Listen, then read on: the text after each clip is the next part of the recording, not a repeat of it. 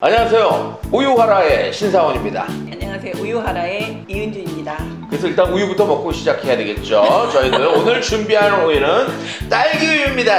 우울증은 유머로 극복하자는 캐치프레이즈로 우리가 이 프로그램을 준비했어요. 여러분들이 갖고 계시는 정신적인 문제들 저희에게 보내주시면 제가 대신 우리 원장님께 상담을 하도록 그렇게 하겠습니다. 한 주 동안 잘 지내셨죠? 네, 잘 지냈습니다. 네. 교수님. 교수님 더 보세요.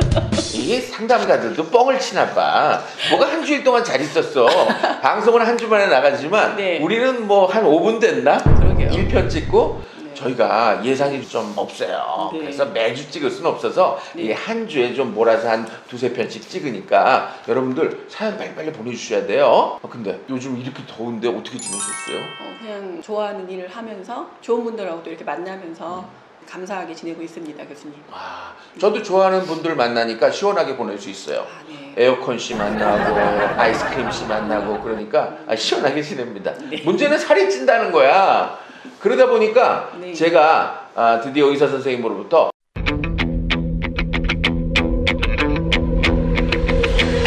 당뇨 판정을 받았습니다.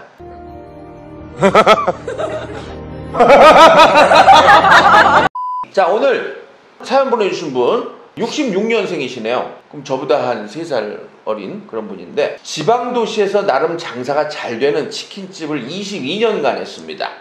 그러다가 비싼 값에 가게를 사겠다는 사람이 나서서 처분을 하고 몇 달간 쉬는 마음으로 등산을 하면서 소일을 했습니다. 그런데 등산을 다니다 보면 산 주변이나 길가에 쓸만한데 버려진 물건이 보이더라고요. 휴대용 라디오, 선풍기, 전축, 자전거 등등등등. 그걸 모아다가 고쳐서 팔거나 사용할 생각으로 주워오기 시작했습니다. 아파트 재활용장에 가보면 아깝게 버려지는 멀쩡한 물건들이 많더라고요. 하나 둘 모아오기 시작했는데 지하실에 쌓이던 물건이 차고 넘쳐 거실, 작은 방, 안방까지 물건으로 가득 차게 됐습니다. 가족들은 왜 쓰레기를 주워오냐고 하지만 제 눈에는 보물로 보입니다. 이제 아내와 아들들은 이 쓰레기를 치우지 않으면 자기들이 이 집을 나가겠다고 합니다. 그로 인해 가족들과의 사이는 점점 멀어지는데 저는 이 물건들을 절대 버리지 못하겠어요. 이거 어떻게 하죠? 이거 저랑도 비슷한 사연이네. 저도요 집에 보면 안 쓰는 물건들이 그냥 여기저기 많아요. 이거 어떻게 하죠? 만약에 이 지금 살해자분의 사례라고 한다면 이거는 강박행동의 일종입니다. 강박행동? 예. 그러니까 난 그런 거 없는데? 그래요? 근데 강박행동에 대해서 많은 분들이 잘 오해하고 이제 잘 모르시는데 강박행동을 설명을 좀 드리도록 하겠습니다. 강박행동이라는 건 뭐냐면 내가 이 행동을 하지 않으면 좀 불안해져서 계속하는 행동들이 있어요. 근데 그 행동이 건강하고 좋은 행동이 아니라 습관적 행동이 아니라 불필요해요. 본인도 알아요. 그게 좀 너무 불필요하고 좀 과잉되어 있고 그다음에 남들 보기에 별로 좋지 않는데 자기는 그 행동을 하지 않으면 마음이 많이 불안한 겁니다. 예를 들어 어떤 행동을 말씀하시는 거죠? 예를 들어서 손을 요즘 코로나 시대에 외출했다가 4-5번 씻는 것까지는 건강한 행동이라고 할 수 있지만 예를 들어서 하루에도 수십 번을 씻는다. 그 다음에 문 손잡이를 만지는 거를 극도로 싫어한다. 예를 들어서 이런 행동. 그 다음에 가스 밸브를 항상 잠궜는데도 불구하고 몇 번씩 확인을 한다. 이런 행동들이 강박 행동이죠. 강박 행동이 있으면 실제로 삶의 질이 많이 떨어집니다. 그리고 상대방도 본인은 모르겠지만 타인한테 상당히 불안감을 유발시켜요. 제 친구 중에 한 명이 네. 그 차를 이렇게 타고 운전할 때 네. 그 백미러를 네. 자꾸 이렇게 만져요. 또 만지고 가다가 또 만지고. 그래서 내가 야야 그만 좀 만져. 그런 얘기를 하고 싶은데 못해요. 왜냐면 그 친구가 핸들을 잡고 있으니까. 그런 것도 일종의 강박 행동인가요? 그렇죠. 그럴 수 있죠. 근데 한번 야 형만아 너도 강박 행동이래 너 임마. 이름을 말씀해 주셔도 괜찮은 건가요? 형만이라고 그랬지 내가 최형만이라고 얘기 안 했잖아요. 그런 그러니까 불필요한 행동들이 있는 거는 내 안에 사실 불안감이 있는 겁니다. 근데 이게 본인은 둘째치고 또 타인들하고 함께 가족이라든지 주변 사람들한테도 지금 이 살해자분 같은 경우는 상당히 큰 골치거든요. 그리고 이런 부분들에 대해서 한번 생각을 한번 해볼 필요가 있겠고요. 근데 한편으로는 네. 저도 이분 마음에 동조가 되는 게 네. 그 아파트 재활용 쓰레기장 가보잖아요. 쓸만한데 버려진 물건이 참 많아요. 근데 그걸 보면 갔다가 내가 언젠가는 고쳐서 쓰겠다라는 생각이 들잖아요. 이게 꼭 그렇게 정신적으로 문제가 될까요? 그 부분의 행동이 있어서 적절함의 수준인 거예요. 교수님. 적절함. 예, 그러니까 뭐냐면 그 갖고 와서 그렇게 했을 때 다른 가족들도 그거 좋은 생각이야라고서 이해를 해주고 또 나도 적절하게 있으면 모르는데 예를 들어서 지금 사례자분처럼 온 집안이 다 이제 쓰레기 더미처럼 이렇게 되어 있고 그 다음에 보니까 그 언젠가가 될지 모르고 언젠가 고쳤을 거야 했지만 대부분 사람들이 예측하건대 아마 그런 행동은 그런 일은 일어나지 않을 거야 라고 생각을 한다면 그거는 문제일 수가 있겠죠. 그리고 나 혼자 사는 집이 아니잖아요. 그렇죠. 우리 가족들이 같이 있는데 적어도 가족들이 그걸 이해하지 못한다라고 한다면 가족을 사실 배려하지 못하는 거죠. 그 부분에 있어서 배려 부분에 있어서 큰 문제가 생겼다고 저는 볼 수가 있다고 생각합니다. 배려라는 말이 배자가 짝배자에다가 여자가 생각할 여자거든요. 네. 그러면 이 짝배자가 뭐냐면 배우자예요. 근데 배우자는 사랑하는 사람을 말하는 거거든요. 그러니까 사실 우리가 타인한테 배려를 해줘야 한다는 말은 타인을 사랑해야 한다는 말하고 같은 말이거든요. 아, 배려한다는 뜻이 타인을 사랑해야 된다는 그렇죠. 얘기군요. 사랑하는 마음을 갖도록 내가 생각하고 행동하라는 그런 의미가 있는 말이에요. 반대말은 칼로 배려한다. 그래서 배려를 한번 생각을 해보시면 이제 가족분들은 나를 배려하지 않는다라고 생각이 드는 거겠죠. 그분이 이런 상황에 대해서 인지를 하셨다면 나를 이해해달라고만 하실 게 아니라 가족분들에 대해서도 그럼 우리가 한번 이해라는 부분, 배려라는 부분을 한번 생각을 해봐야겠죠. 대화를 같이 나눠보고 나는 이렇게 하고 싶은데 그럼 어디까지 가능한가라는 것들을 한번 그 바운더리를 한번 정해보시고요. 또 가족들이 또 제안도 하는 걸 들어보시고요. 그런데 우리가 사실은 그렇게 항상 합리적인 의사결정이 되는 경우는 사실 많이 드물죠. 가족끼리지만 대화를 안 하는데 그렇죠. 협의가 드물죠. 되겠어요? 예. 안 되죠. 그렇죠. 그럴 때는 내가 내 선에서 좀 정하는데 가족들하고 내가 부딪히지 않는 범위 내에서 내가 우리 집에서만 할 것인가 아니면 나만의 어떤 다른 공간을 만들 것인가 그러니까 그런 식으로 조금 더 다른 방향으로 한번 생각을 해보시면 좋겠다고 저는 생각이 좀 듭니다. 그러니까 이 사례자분 같은 경우 네. 방 하나까지만은 가족들하고 서로 협의를 해서 양해를 해주면 괜찮겠네요. 그렇죠. 방 하나는 네가 원하는 모든 걸로 채워라. 그렇죠. 단 거실이나 뭐 안방이나 다른 곳은 침범하지 말고. 그렇죠. 그리고 이 장애가 강박장애 일종인데 우리가 이제 심리학 용어로는 저장장애라고 해요. 저장장애. 네, 계속 저장만 하는 거죠. 어이구, 저도 있는데 여기다 지금 저장을 해놓고 있거든요.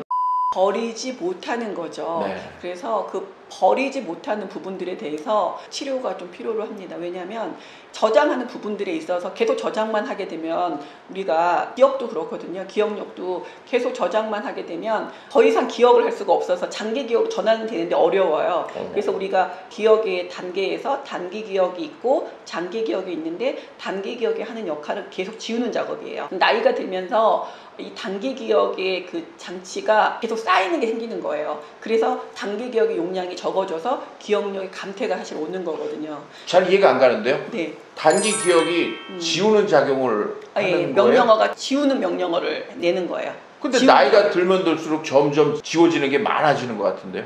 그러니까 저장할 게 없어서 많아지는 거예요. 쌓아놔서.